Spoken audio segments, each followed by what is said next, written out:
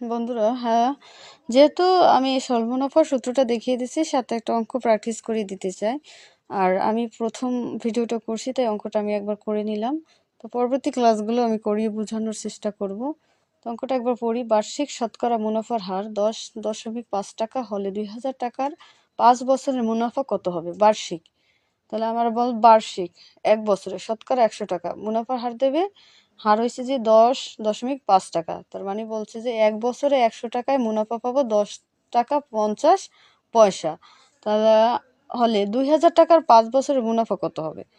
তাহলে 2000 টাকার 5 বছরের মুনাফা কত হবে?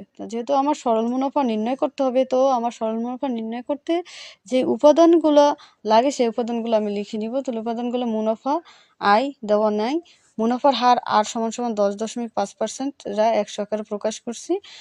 সময় এন সমান সমান 5 বছর, আসল দেওয়া আছে 2000 টাকা। তো এটা দ্বারা বলছে যদি 2000 টাকা আসলে 5 বছর পর আর 10%, 10.5% হারে সুদের হারে মুনাফা, তারা সুদ কত টাকা পাবে?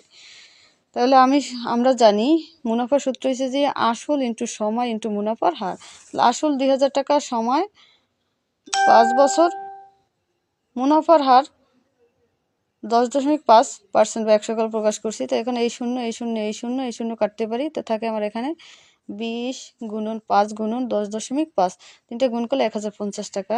তো আমার সরল মুনাফা সমান সমান 1050 টাকা।